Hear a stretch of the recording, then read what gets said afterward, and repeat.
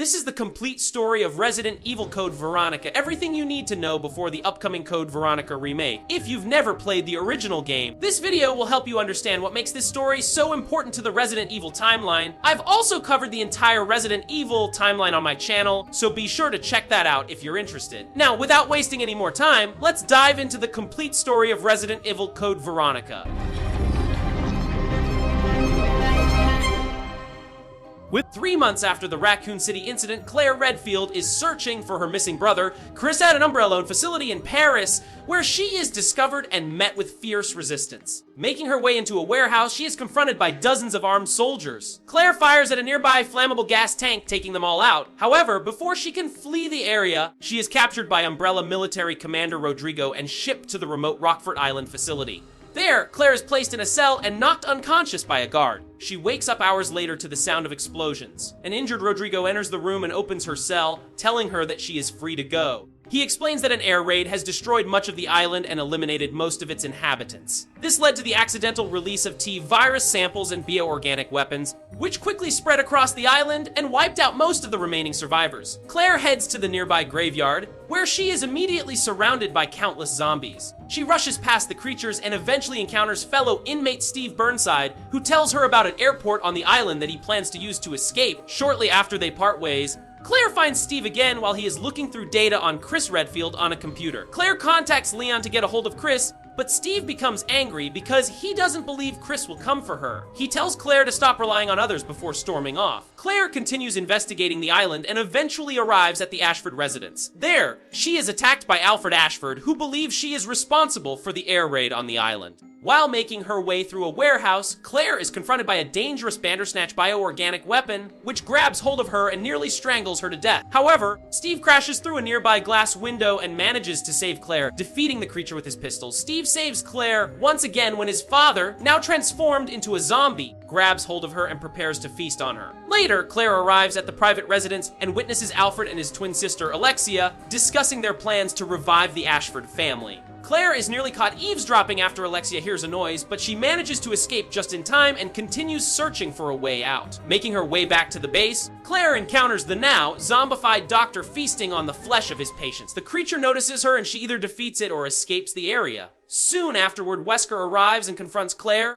revealing that he was responsible for the island's outbreak. He briefly fights Claire while explaining that he has unfinished business with Chris before leaving after receiving an urgent message. Afterward, Steve rescues Claire once again when they are confronted by Alexia, who is revealed to actually be Alfred in disguise, suffering from a personality disorder. Alfred flees as the island's self-destruct system activates, forcing Claire and Steve to begin their escape. During their escape, Alfred releases a tyrant to get his revenge on the two. The creature quickly pursues Claire throughout the island base. After defeating the tyrant, Claire reunites with Steve aboard a plane and the two escape Rockfort Island just moments before it explodes. However, Alfred boards another aircraft and follows them to an Umbrella base in Antarctica after hacking their plane and setting it on autopilot. During the flight, they are attacked by the same tyrant once again. Claire quickly defeats it by releasing a cargo container that knocks the creature off the aircraft. Steve and Claire eventually crash into the Antarctica base and begin searching for a way out. While exploring, Claire encounters a creature known as Nosferatu chained inside a cell. She later learns that it is the father of the Ashford twins.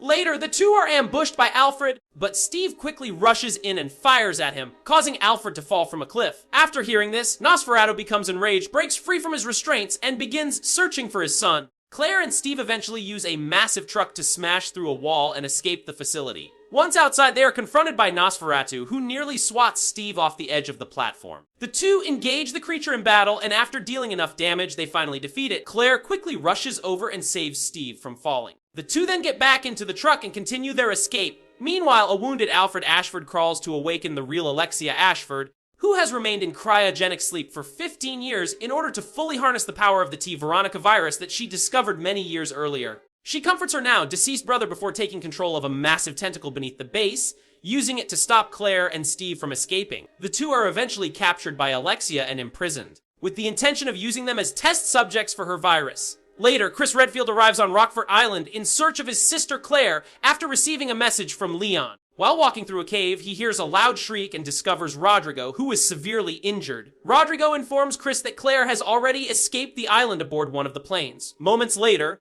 Rodrigo is ambushed and swallowed whole by a giant worm bioorganic weapon. Chris battles the creature and manages to rescue him. Rodrigo says his final goodbye, hands Chris his lighter, and ultimately passes away. Elsewhere, Wesker is monitoring security camera footage on the island and discovers that Alexia is alive while also spotting Chris exploring the facility. Wesker releases drones and hunters to attack Chris so he won't interfere with his plans. The two eventually confront each other inside a laboratory, where Wesker reveals that he has been hired by a mysterious organization to capture Alexia and retrieve a sample of the T. Veronica virus. He also reveals that Claire is in Antarctica. Chris and Wesker begin to fight, but before Wesker can choke Chris to death, Alexia suddenly appears and distracts him. Wesker throws Chris into a chamber containing a Bandersnatch before escaping to pursue Alexia.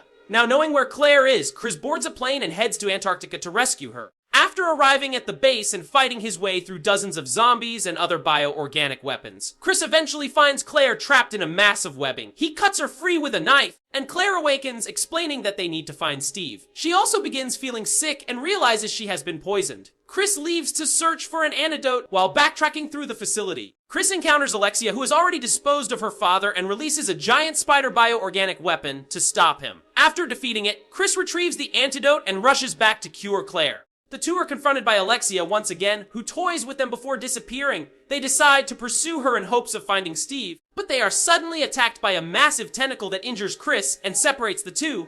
Claire hears Steve screaming in the distance and rushes to find him. She eventually discovers him trapped inside a chamber as he begins mutating uncontrollably after being injected with the T. Veronica virus. Losing all control of himself, Steve attacks Claire. Claire separates them with a security gate, but she is quickly grabbed by one of Alexia's tentacles. Steve breaks through the barrier and, fighting against the virus within him, chops through the tentacle to save Claire. He briefly returns to normal and reunites with Claire before sadly dying from the infection. Meanwhile, Chris hides behind a pillar as he watches Wesker confront Alexia. Wesker demands a sample of the T. Veronica virus, but Alexia refuses. She mutates into a new form and begins battling Wesker. Chris is eventually spotted during the fight, prompting Wesker to retreat and leave Chris to deal with Alexia. After temporarily stopping the creature, Chris continues onward and finds Claire trapped inside a room. Unable to open the electronically locked door, he activates the facility's self-destruct system, which unlocks it. The siblings finally reunite, only to be confronted by Alexia once again in an even more powerful mutated form. Using the linear launcher, Chris finally defeats Alexia for good, and the two begin escaping the facility. However, Claire is suddenly kidnapped by Wesker, forcing Chris to chase after them. Once Chris catches up,